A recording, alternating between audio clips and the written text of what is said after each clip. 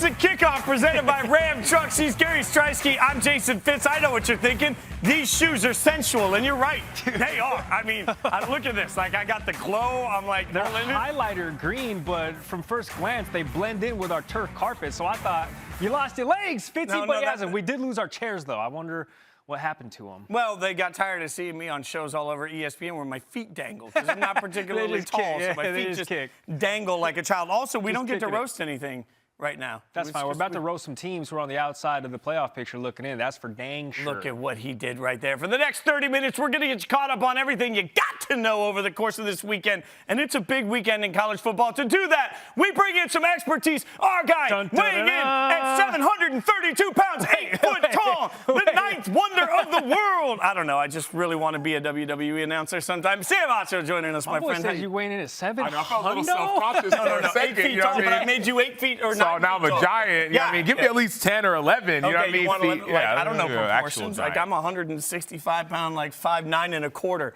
5'9". You know, I used to be 5'9" and a half, and now I'm 5'9" and a quarter. Age. That's it took over and under on an age joke. Good Lord. All right, Sam, we appreciate you hanging out with us. The big weekend, the big game of the weekend, Auburn and A&M, obviously. There's a lot on the line for both teams. What are you looking for in this one? Yeah, well, everyone's excited about Auburn, and I get where their excitement comes from, but I still look at how they lost against Georgia, right? So I get it. 2 wins against 2 good SEC teams, but that Georgia loss was pretty bad, right? Lost to Georgia. Even before that, you lost to Penn State, which Penn State has suffered some losses as well. And so, like, I get it. People are excited, and Auburn, and the Iron Bowl, and sooner they're going to play Alabama. But I'm like, bro, pump your brakes, slow your rolls, beat who you need to beat, and then we'll start talking about your future matches. Can we just acknowledge, too, like, it's the craziest thing right now that we're trying to make up these scenarios where Auburn wins out and gets into the college football. Just a couple of weeks ago, Bo Nix was hot garbage and sitting on the bench. Now Bo is a delight. What's been the turnaround for him? Well, he's been solid, right? This season, he hasn't turned the ball over. 9 touchdowns, 2 interceptions. He hasn't had any games with multiple picks, which is huge. Even last game, he ran for 2 touchdowns. And so everyone else around him is playing better, but he's taking care of the football.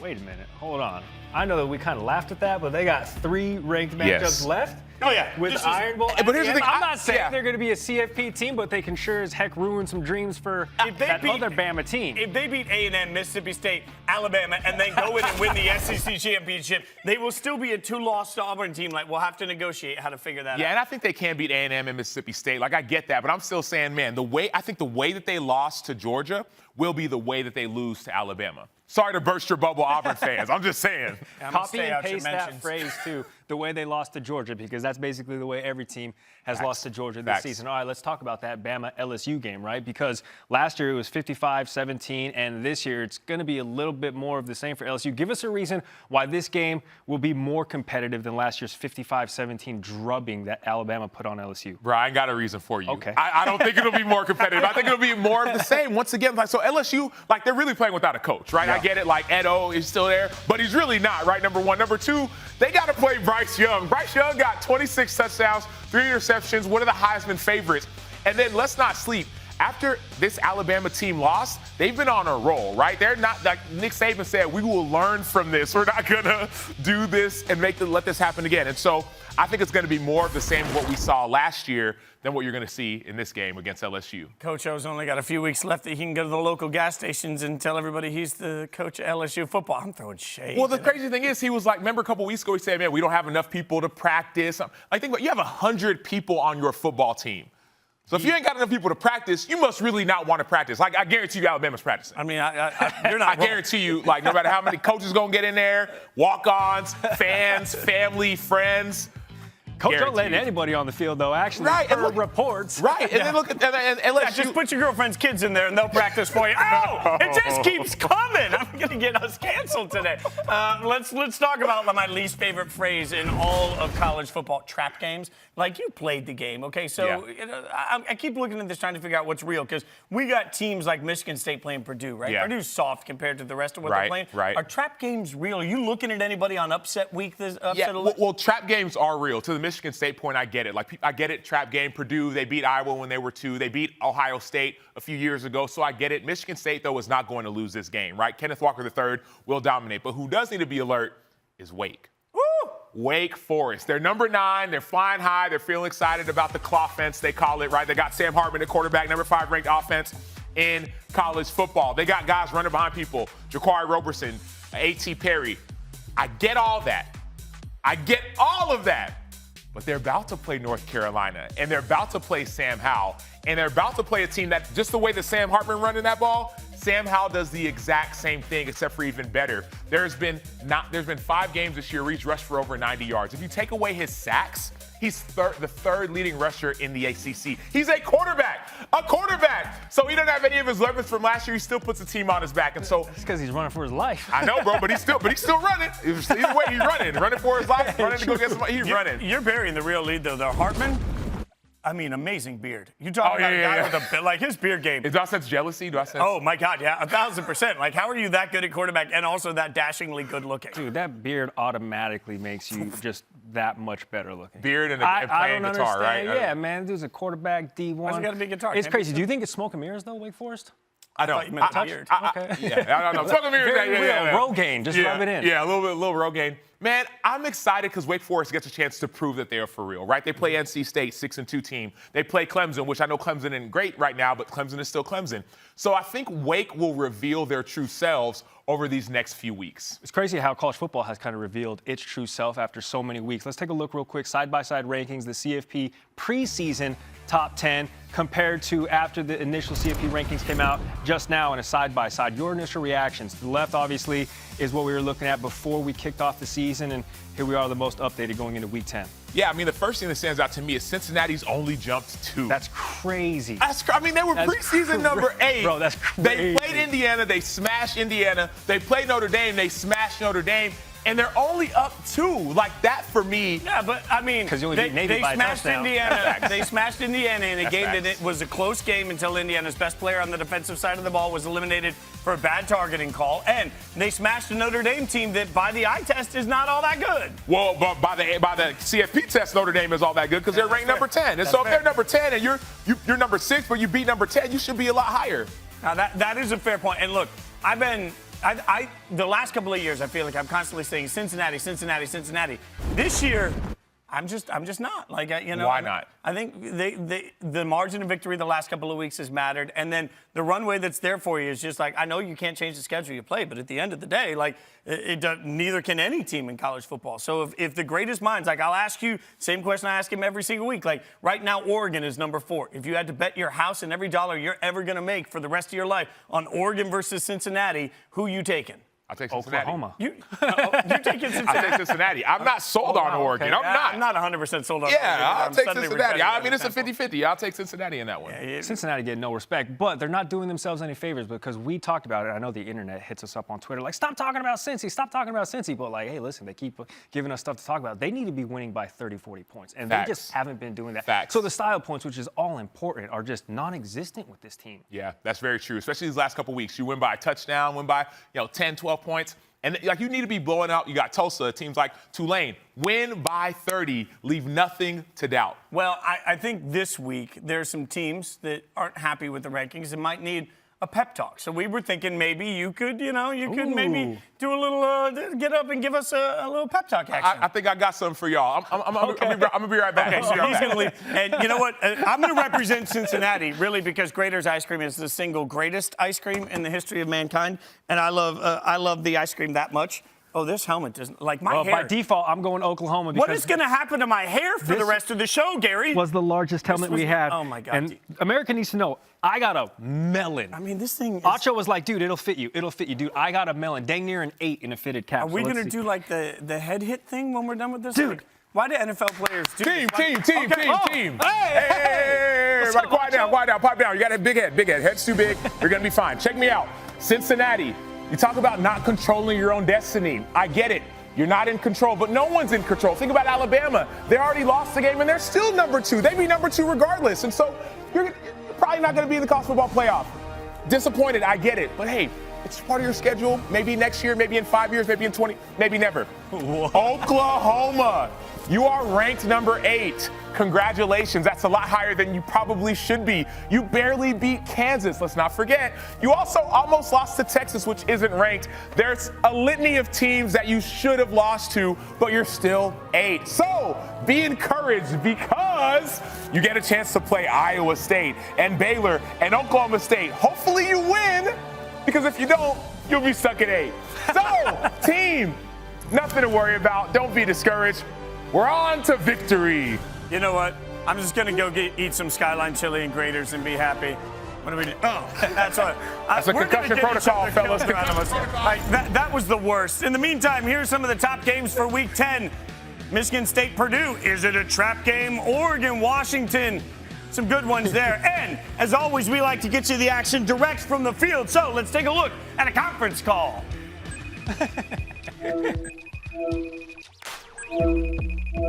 Love the conference call. Hello, beautiful people. Christine Williamson here, coming to you live from Nippert Stadium here in Cincinnati, Ohio, getting ready for Cincinnati versus Tulsa. That game is Saturday, and game day is here. It's very exciting, but Cincinnati left out of the top 4 of the first CFP rankings, and they're not very happy about it. Head coach Luke Fickell threw some shade towards Gary Barta, the CFP chair. So there's a lot of conversation about how they can make it into the CFP. I talked to wide receiver Alec Pierce and running back Jerome Ford, and I asked them what exactly they have to do to get into the top 4 to actually be in the CFP. And they said the only thing that they can do is control what they can control. They have to keep winning games. They're undefeated. They have Tulsa on Saturday. Let's see if they're able to stay unblemished. Katie George here in Athens, where earlier this week, head football coach Kirby Smart encouraged his players to watch the Atlanta Braves play for a World Series championship rather than the College Football Playoffs rankings show. The message is clear. The rankings are not the concern. Instead, getting better each week is. And Georgia will have a chance to do so against a Missouri team that's working through a quarterback injury. Connor Baselick is unlikely to go on Saturday, which means Eli Drinkowitz will turn to 2 young play callers, Tyler Macon and Brady Cook. Veteran wide receiver Kiki Chisholm pulled both aside on Wednesday and said, look, play confident, lean on your teammates, and there's no need to be a hero in this game. Play clean and execute. Easier said than done against the #1 team in the nation.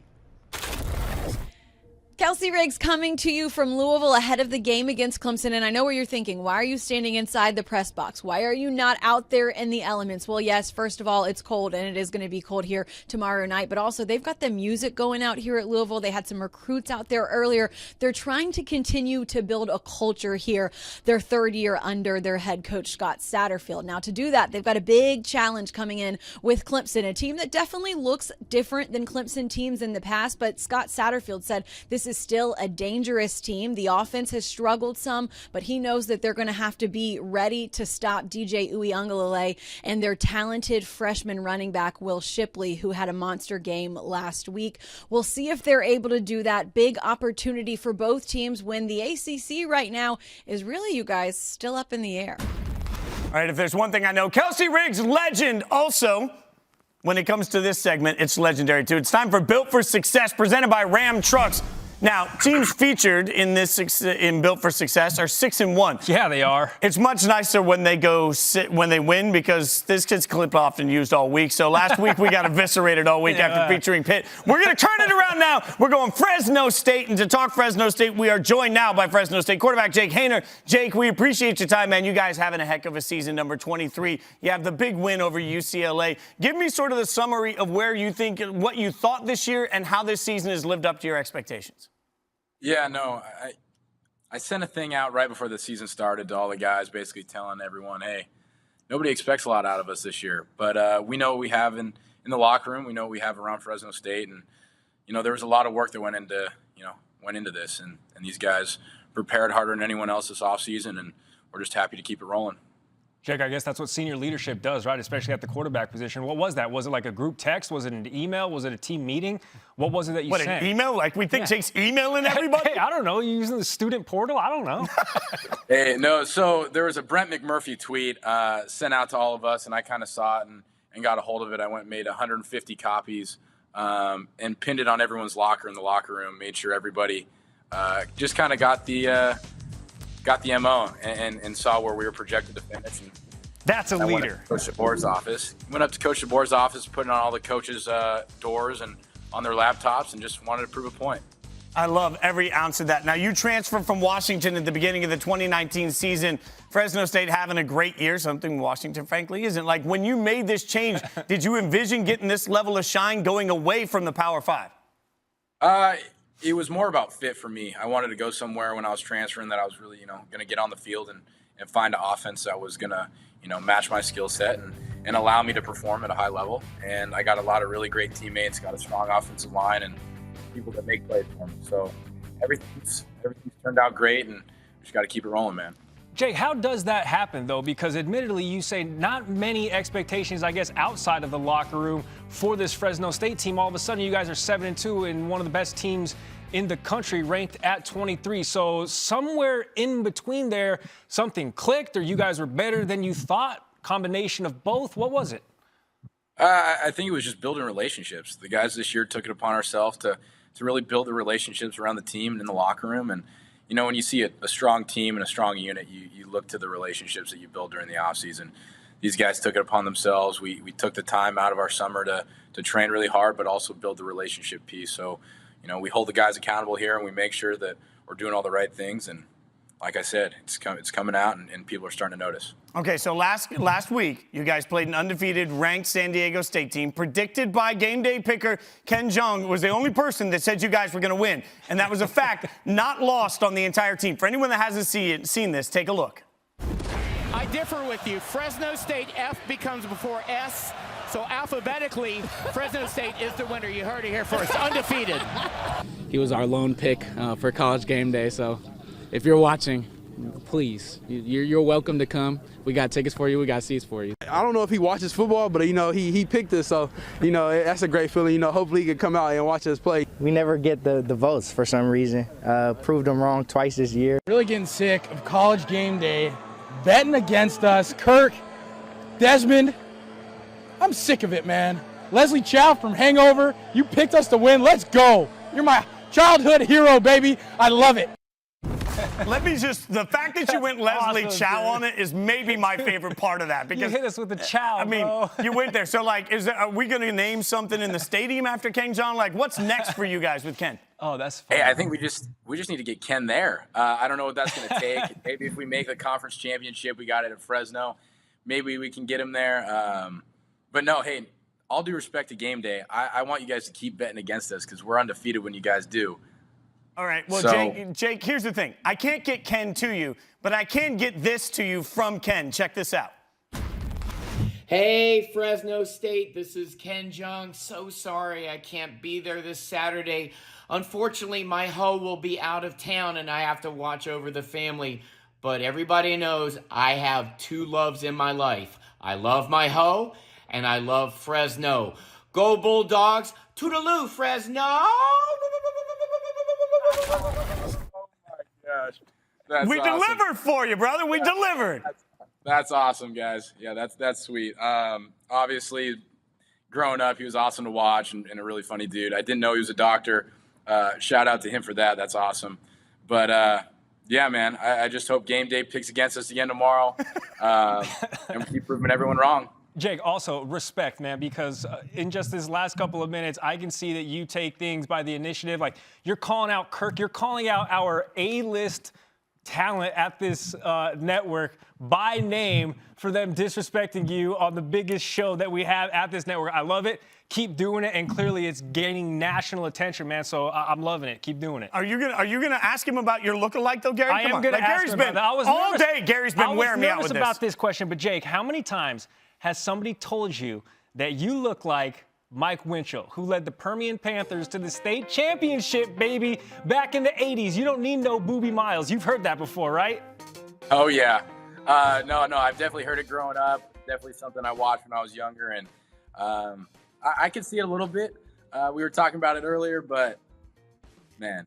Hayden Christensen as well. Just a little bit. I see Darth Vader a little more, but I'm all about it. Yeah, well, it's good to be Jake Haener. I mean, either way, so all you do is look like famous actors. It's good to be Jake Haener. Hey, Jake, we appreciate you coming on with us, man. Congratulations on kicking butt this season. Keep doing it. I hope everybody keeps betting against you if that's what it takes to keep winning. Whatever it takes, we're happy for Fresno State. We're happy for you, my friend. Thanks for coming on.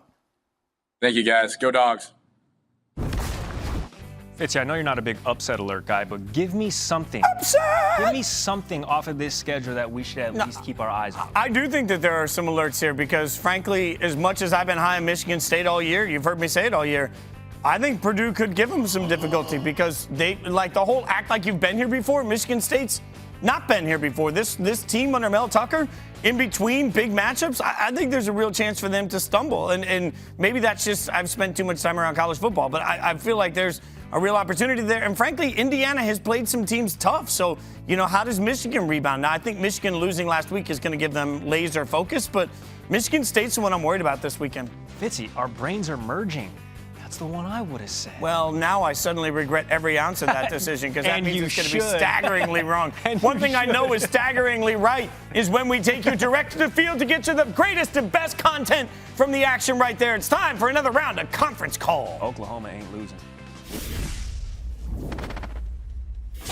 Hey, Gary Fitz, Tom Luganbill here from West Lafayette, Louisiana. We got Michigan State getting ready to take on Purdue, 3:30 Eastern time on ABC. Really excited about this one. Obviously, it's been a magical season for Michigan State behind the legs of Kenneth Walker and a stingy defense that can get after you up front. But there are some areas of concern, and Purdue could exploit those concerns. And that's the defensive back end for Michigan State. Has given up a ton of yards through the air. That's what Purdue does best. They throw the football. Wideout David Bell is as good as any wide receiver in college football. So this is going to come down to just a couple of things. Can Purdue stop the run with that stingy run defense led by defensive end George Karlaftis? And then red zone offense and red zone defense. Michigan State's been great in the red zone on defense. Purdue needs to be spectacular so that they can close out with touchdowns and not field goals. This should be a fun one. Should be a nice fall, cool day in the Big Ten. Really looking forward to it. We came 20 miles outside Morgantown to bring you the best views in all of the state. I am standing on Cooper's Rock, the overlook, which brings you to this incredible view. The leaves changing colors. It is gorgeous up here. I think my spot wins the conference calls already. But let me tell you a little bit about the game. West Virginia hosting Oklahoma State. The Pokes recently ranked 11th in the playoff committee rankings that came out this past Tuesday. A team that really does control their own destiny. But it will be a tough game against West Virginia, winning 2 straight, most recently an upset over Iowa State. Running back Letty Brown told me the difference these last 2 weeks have been a change in mentality. They're practicing with purpose. He told me he didn't want this program to be an embarrassment for West Virginia. So they've come out with a completely different mindset. The coaches have said they all notice a difference as well. This will be a tough one on Saturday. You guys enjoy the game. I'm going to enjoy the views. I mean, I don't want to make this into a competition, but Chris Button wins every single week. That looks awesome. The view on that is MVP. Send me there with a one-way ticket. You'll never see me again. Yeah, please do. Send Gary there with the one-way ticket, and we'll all be happy. Oh, no, I kid. All right, Gary. So one of the big matchups we've been talking about that we get this weekend is LSU and Alabama. Earlier, I threw some shade at the LSU portion of this.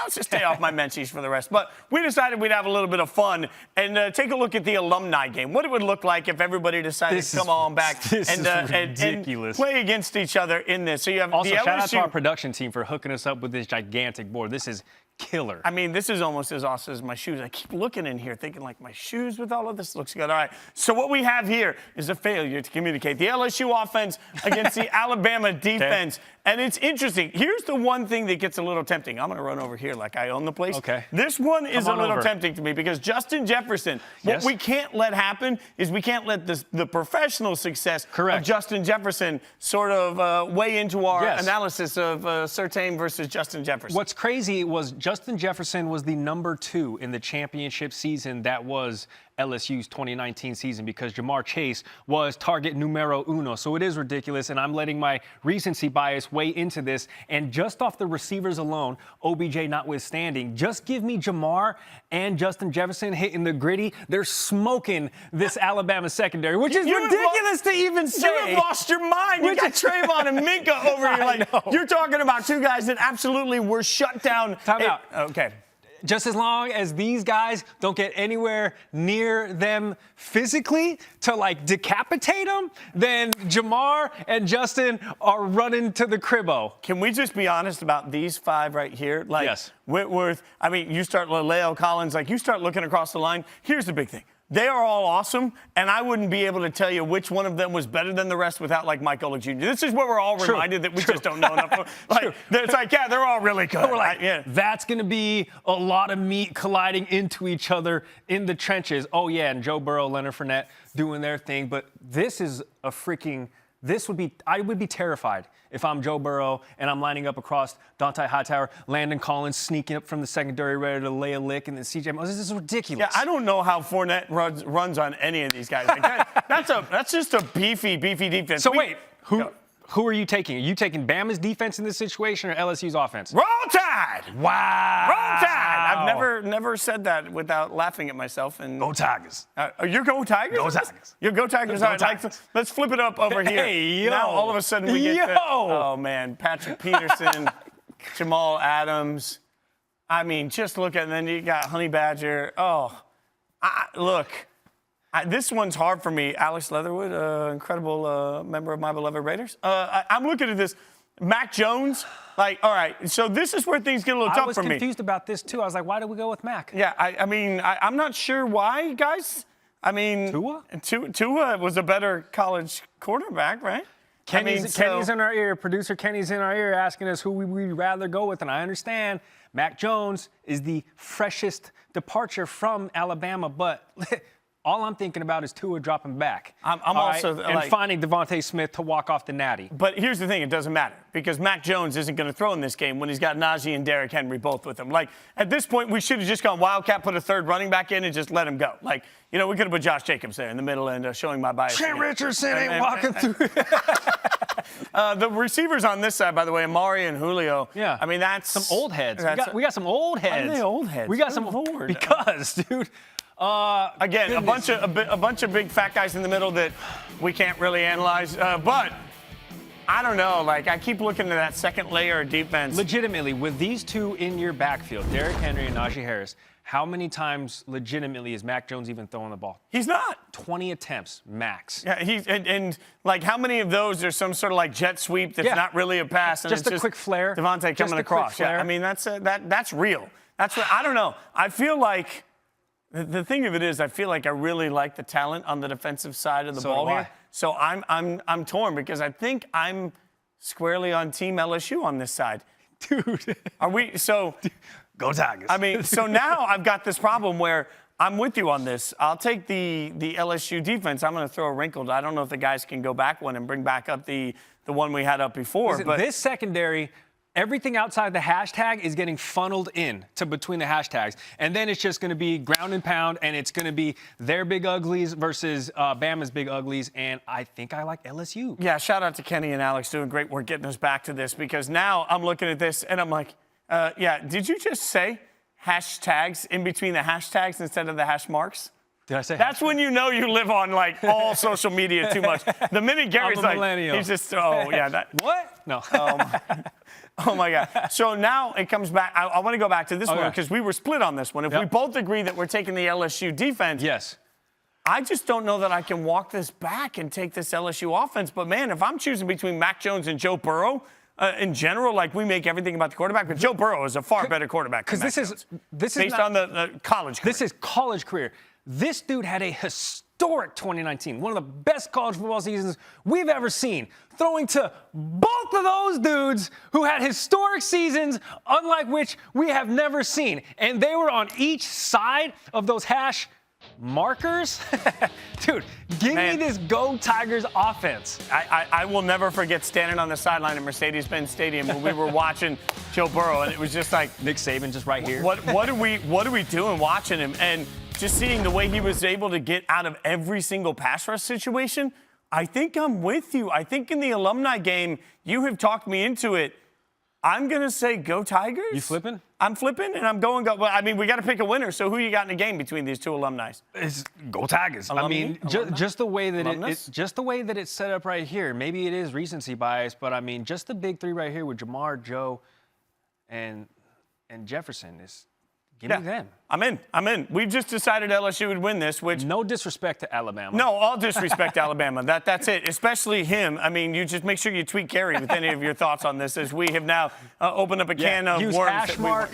Gary sucks. That's fact. Hashtag. I'm too old for all of this. You up too. He's Gary Striewski. I'm Jason Fitz. Thank you so much for hanging out with us. Hang out with us every single Friday. To everybody behind the scenes that makes this show possible, we appreciate you watching the Kickoff, presented by Ram Trucks. Also, not for nothing, Miami wins an all-time alumni game. Oh, stop.